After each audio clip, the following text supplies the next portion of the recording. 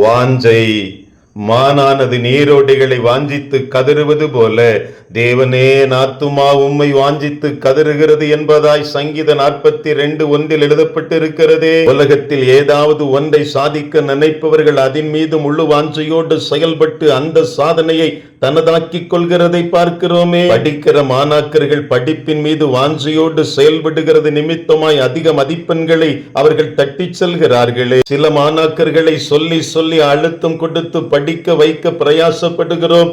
ஆனால் அது நிமித்தமாய் அவர்கள் அதிகமாய் சாதிக்க முடியவில்லை.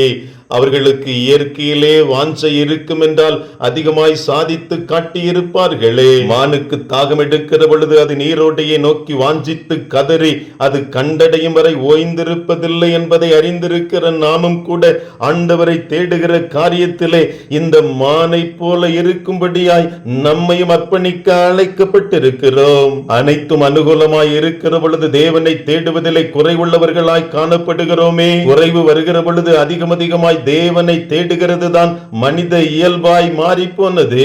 தாவீது அரசருக்கு அனைத்தும் அனுகூலமாய் இருந்த பொழுதிலும் ஆண்டவரை அதிகமாய் தேடுகிற வாஞ்சை அவனுக்குள்ளாய் காணப்பட்டதே. அரண்மனையில் வாழ்ந்து கொண்டிருக்கிற நான் கடவுளுக்கு அரண்மனையை கட்டாமல் எப்படி இருக்க முடியும் என்கிற எண்ண ஓட்டத்தை பெற்றவனாய் ஆலயத்தை கட்டும்படியாய் தீவிரப்படுகிறான்.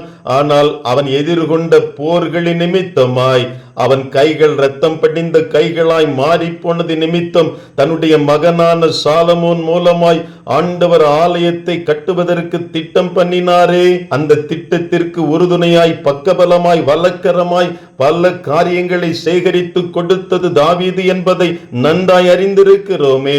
இன்றைக்கு நீங்களும் நானும் சுயநலம் படைத்தவர்களாக நானும் எனது குடும்பமும் என்கிற எண்ணவட்டத்தோடு வாழ்ந்து கொண்டிருக்கிறோமோ?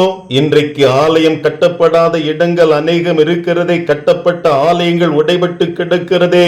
இன்றைக்கு பல ஆலயங்கள் சீர் செய்யப்பட முடியாமல் இருக்கிறதே. பல இடங்களிலே ஐக்கிய குலைச்சல் காணப்படுகிறதே. இவைகளை எல்லாம் அறிந்திருக்கிற நாமும் கூட இன்றைக்கு சுயநல எண்ண ஓட்டத்தில் இருந்து வெளியே வந்து இன்றைக்கு ஆண்டவருக்காய் சாதிக்கிற சாதனையாளர்களாய் மாறும்படியாய் நம்மையும் அர்ப்பணிக்க ஆண்டவர் அழைக்கிறார்.